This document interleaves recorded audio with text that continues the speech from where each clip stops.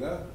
All right, everybody, 13 News Now, meteorologist Craig Moeller along with meteorologist Tim Pandajis. Great to be here with you, Craig. We're talking, of course, Dorian. Everybody's talking about Dorian. And just to let you guys know right now, we're doing this live on YouTube, and we're also going to be simultaneously doing it on Facebook Live. So got a couple of things going on our attention with Dorian, the changes. And finally, Tim, after yesterday with just almost no change at all with this system right over Grand Bahama, we're starting to see some change. Yeah, we had over a 24-hour stall out of this system right in the worst possible place it could happen, the northern part of the Grand Bahama Island there. Freeport just got sacked with some storm surge. Now you're starting to see some changes in it. It's starting to take into effect the upwelling, the cooler water. So we lost that well-defined eye that we had for such a long time with Dorian. It was kind of interesting. We were watching this morning, and again, you saw with the infrared satellite pictures, that's what you're looking at with this loop, how it kind of filled in, and again, that once beautifully well-defined eye closing in now. The center of circulation, that area around the eye wall with the heavy precip, that was undergoing some changes as well. And in fact, the western side of that, Tim, got a little fragmented earlier this morning. We can take a look at that and show you how things were looking a little earlier. Yeah, you're going to find some of the strongest winds in that eye wall band with the brighter colors indicating the heavier rain, stronger winds. But yeah, the fragmenting off to the south and west there, north of Freeport, as it's starting to lift its way ever so slowly. I mean, we're not talking about it turning on the gas and moving north. It's only moving 1 mile per hour. It's creeping, but what's interesting, it looks like this is a legitimate kind of a tilt or maybe some motion to the northwest. We've been waiting for this because it just sat there for the longest time. It's kind of maybe wobbling back and forth a little bit, but it's actually appearing now that it is maybe starting to legitimately creep off to the northwest. We will look for some forward momentum, and initially or eventually it should pick up that forward speed a bit. And it's looking like now that it's a pretty good bet that it is not going to be making landfall on the east coast of Florida. In fact, it's looking more likely of some greater impacts along the Carolina coastline that we're going to get to a little bit more in just a little while. You can see with the expanded radar, some of those outer bands are reaching the Florida coastline. But, you know, we were looking at winds. They haven't been terribly bad so far along the Florida coast. Yeah, 30, 40 mile per hour winds just around tropical storm force. You got to remember that the wind field extends out about 140 miles. I think the tropical storm force winds, that's mostly on the eastern side, but they are making it onshore the farther east you go. And we'll also mention, with some of those bands that come out, some of those outlying bands, you can also get some pretty strong gusts as well. But, you know, somewhere in there, a lot of that heavier wind is off to the other side. Yeah, and certainly its overall structure has broken down some because, you know, yesterday or a day and a half ago was Category 5. Just a low-end Category 3 right now with winds of 115, so it has weakened overall, but we're going to watch as it heads over the Gulf Stream. There could be some additional re-strengthening. Yeah, and a lot of folks have been asking, okay, why is this thing stalling out? What are we dealing with here? And basically, you know, for a while there was a ridge to the north that was pushing it westward. That kind of weakened a little bit and slid to the east. Now we're looking at a trough that's deepening, and we can talk about that steering pattern and what is going to happen. Right, we had high pressures that are kind of bookmarking it on either end, so there's weak steering overall, so there's nothing to lift it north, nothing to push it south, kind of remaining stationary. But as this high kind of strengthens a little bit and moves away, it's going to eventually pull it off to the north with an incoming trough. Yeah, we've got this trough that's going to deepen and get a little stronger here over the eastern U.S. And with that, again, it's going to pick this up and eventually turn it on that northeasterly trajectory as it passes us. Good thing for us here in Hampton Roads, it looks like it should have a lot more forward speed. That too. And as it gains latitude, though, we're going to watch for it to sort of somewhat weaken, but also that wind field will likely expand more. But with that forward momentum, as you talked about, it likely won't impact us here for very long if it does. Now, we do have to say there are still a lot of questions with intensity. The models have lined up beautifully, as we've seen for days, all pointing to this general track. You know, at one point last week, it was looking like it was going to cut across Florida and then maybe turn up this way. It became pretty clear a few days ago that the models were really biting on this solution where it would be close to the coast and then recurve.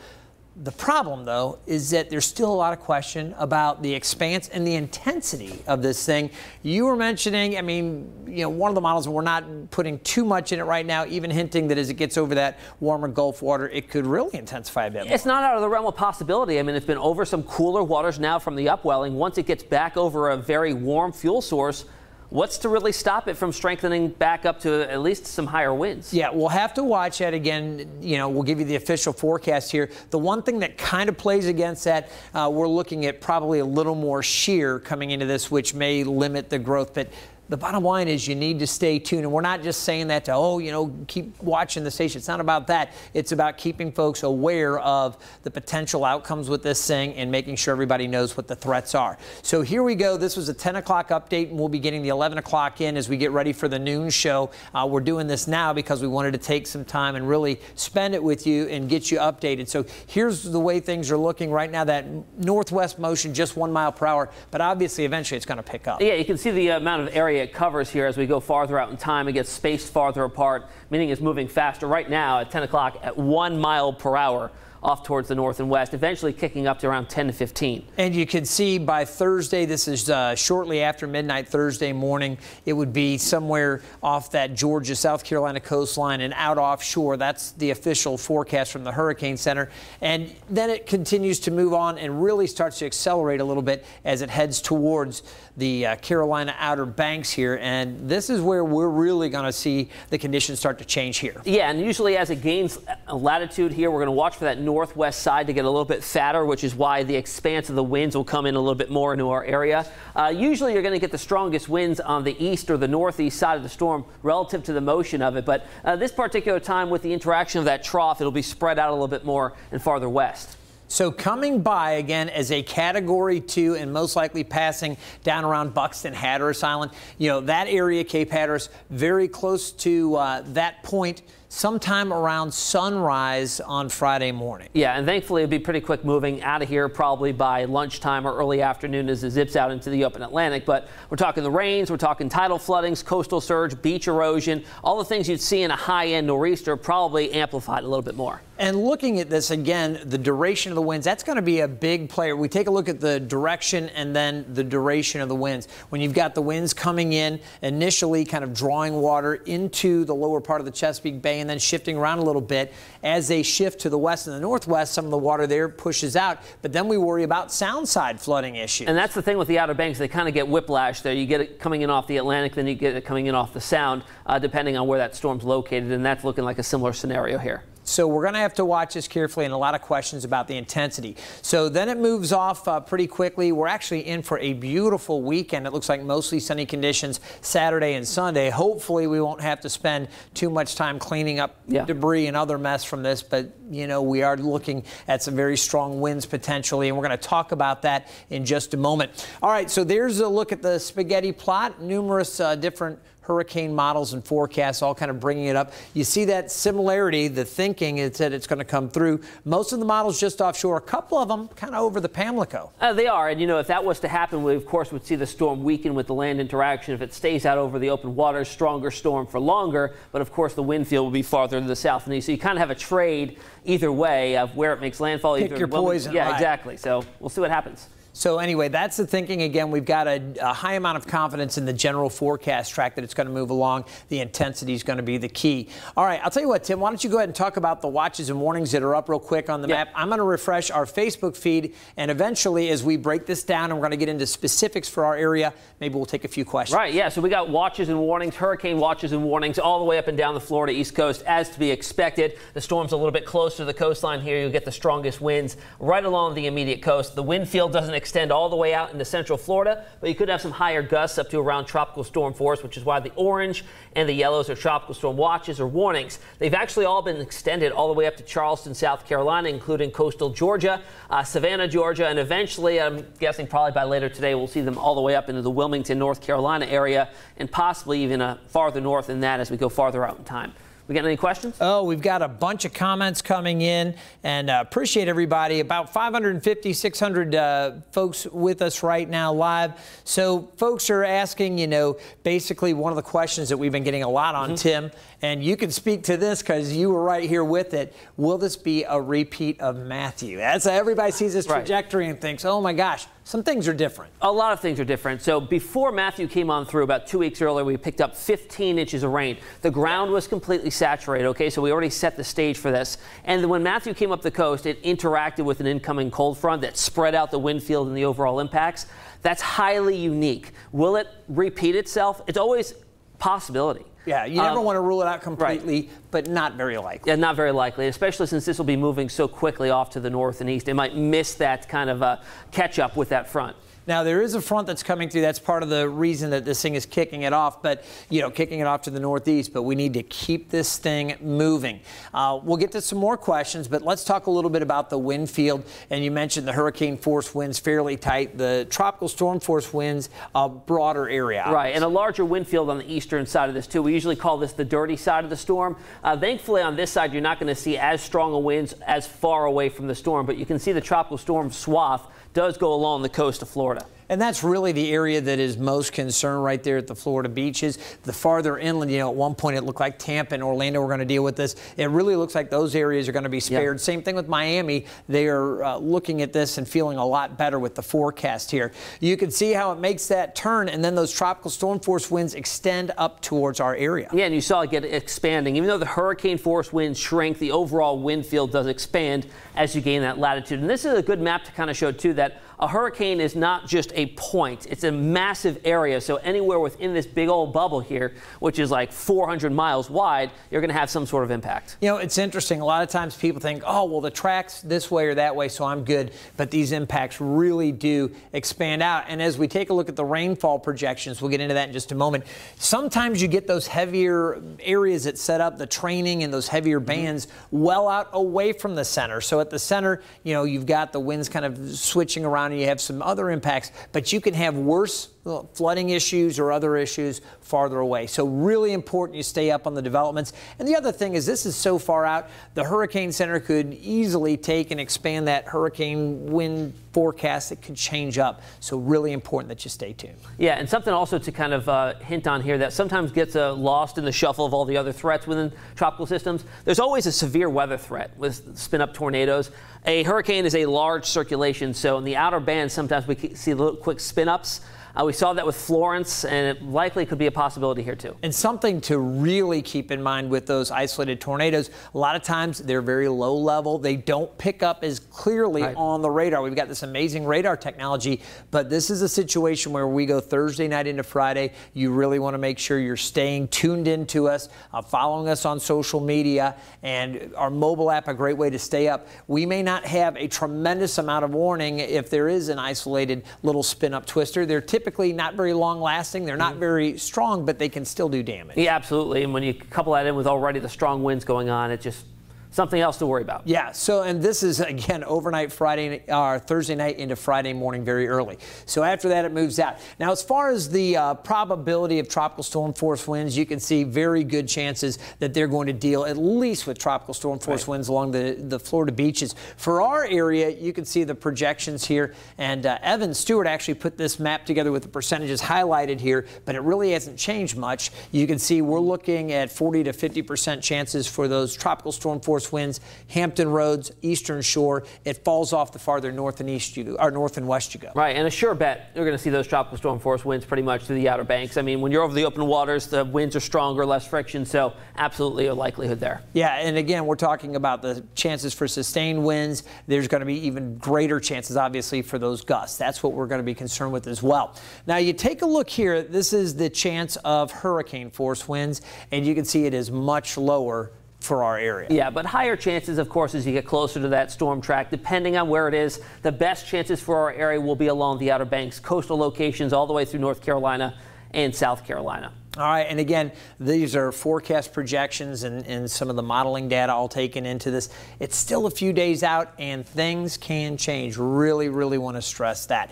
All right, rainfall. And again, just model output, but I think it is certainly something we want to talk about. And such a steep gradient here. Really, this is absolutely dependent on where the final track sets up, on where these heaviest bands will be. You look back towards Richmond, don't even pick up a half-inch of rain, but you go to Chesapeake and you're picking up 7.5. So that can shift either way, farther west inland or be offshore by the time the storm gets here. And this is the European model that this one is based on, this output.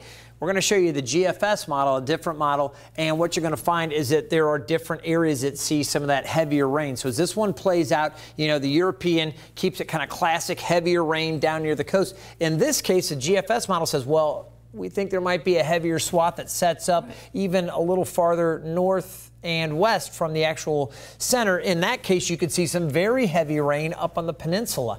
Again, you don't want to get too hung up on these specific numbers, but rather just know the range is 4 to 8 inches, certainly a good possibility. Yeah, depending on where those bandings set up, and it's just going to be that heavy tropical-like downpour type of rain. So we'll need to watch all of that. Of course, this is the time when we have a day like today, partly to mostly sunny, that you'll want to go around your yard, pick up debris, check to make sure things that are loose, maybe kids' toys that you have out in the backyard, you've got that stuff secure, so when the winds do pick up as we get into Thursday night and Friday, you don't have to go chasing stuff down the street. And then the other thing around those sewers and different areas that, you know, maybe get stopped up, you've got some limbs or things around, clear that stuff out and let the sewers do their job and get the water out of there instead of dealing with the floodwater. Absolutely, and thankfully the past couple weeks we haven't had a ton of rain. We don't have a saturated ground.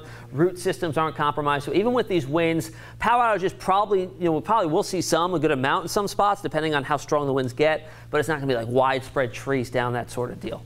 So as we take a look here, some of the headlines, again, it's got to be stressed. It's still a little early to absolutely nail down all of the specifics, okay? Many of these different impacts are going to be very track dependent. So a shift in the track or certainly in the intensity is going to make a big difference. Yeah, and as we had talked about, there's models that come out 4 times a day are going to show different scenarios each time as we get a little bit closer to the time of which it's supposed to impact us. Some of them do show a little bit of a weakening, or a strengthening, I should say. Some show a weakening as it gains latitude. So it's dependent. Dependent on the track. And it's one of those things. I was talking with Jeff last night. Well, we were talking yesterday afternoon. This is one of those things where we could throw out some numbers. We want folks to kind of have a feel for what could happen, but it is so important that you continue to check back, and that forecast, the confidence in the forecast will increase as we get closer, and the models all line up. We start getting a good handle on the amounts. So important there. And then again, the one thing that we do know here, it looks like by all models pointing our best chances for impacts to be felt around here really Thursday into Friday. And thankfully it'll be gone out of here pretty quick as that forward motion really picks up. So that's some good news. I'm going to see if we have any other questions coming in. We kind of got away from this. A lot of folks were asking about the amounts of wind that we would see coming through, and again, with this moving so quickly, how that could impact the tidal surge. I think at last check, experimental modeling was suggesting moderate to perhaps major flooding with the tides in some areas, so that's a concern. Do you have other thoughts on the overall, wind field coming through and the timing on all of that, or what you would be most interested in? I think our best chances for seeing some flooding that could be destructive will be the high tide cycle Friday morning. That's when it's looking like we'll see the strongest of the winds coming onshore. You couple that with astronomically high tides already. We had a new moon on Friday, so high tides are already higher than normal. That'll just kind of amplify the whole tidal flooding, tidal surge kind of deal. I think it's important to note, too, we are still early in the hurricane season. The peak of the hurricane season, September 10th and the 11th, we typically peak at that time. And you take a look, we're talking Dorian now, but there are 5 different areas of interest in the tropics. And this is that active cycle we were talking about, saying, hey, it was so quiet a few weeks ago, but we knew this type of thing was going to build. This very well may not be the last system that threatens the United States. We have a lot of areas coming off the coast of Africa that show promise. It's a very hospitable region over here right now for development. Warm waters, relatively rising motion, low wind shear. So we'll see what happens here. All right, to put your minds at a little bit of ease for Hampton Roads in the short term, let's just say, obviously, we are tracking Dorian. We anticipate impacts from that. This system number 2, we were talking about the next 2 names up, Fernand and then Gabrielle. Yeah. Okay. So those are coming up. This one, very good chance. This is now a pre-tropical system, but it's got a pretty good chance of development. It is forecast to move towards Mexico. We have this one, and you can see the outlook kind of already pulling it a little closer towards Bermuda, so they need to keep a close eye to this. But at that point, with this trough coming in, right. And that also brings to light that number 4 here, likely tracking off to the northwest into the middle of the Atlantic, but the one behind it is probably one to watch. So this is the one that's a little more interesting. Yeah, this one here should carry off to the north. This one, I will say, though, the adjustment was a little bit of a tick to the north, too, there. So I'm hopeful that one, too. But I will say, looking at some of the longer range, medium range globals, like the GFS, for instance, they kind of brought this thing out a little bit. So definitely we'll need to watch that as this wave comes off the coast of Africa and around the Cape Verde Islands. Yeah, we're 1 week out from the peak of the season, September 11th, September 12th. So plenty to watch, okay, and we encourage you to stay tuned to 13 News Now. We've got a great mobile app. There's been a live blog where we continue to feed information coming in, not only on the storms. We do that as meteorologists. Jeff, Evan, Rochelle, Tim, and I are constantly keeping that updated, but our newsroom also contributing with messages from emergency managers and all around the region. And I will tell you today, so Virginia declared a state of emergency yesterday. I was coming in on the Chesapeake Expressway, clogged with traffic northbound on the expressway because North Carolina, with the evacuations order down in Dare County, we're going to continue to see more of those. They got tourists out yesterday, and they're going to continue with areas as this thing becomes more clear, as to its path and strength. So lots to watch. Hopefully you've enjoyed this, Tim. Yeah, I mean, we'll have another update coming up as soon as another update comes out, if there's any changes in the overall track for Hurricane Dorian, but expect those impacts here Thursday night into Friday morning. Hey, we thank you so much for watching this YouTube update. Yeah, well, join us again in just about a couple hours from now, and Jeff and Evan will have another update later on this evening. Enjoy the rest of your Tuesday.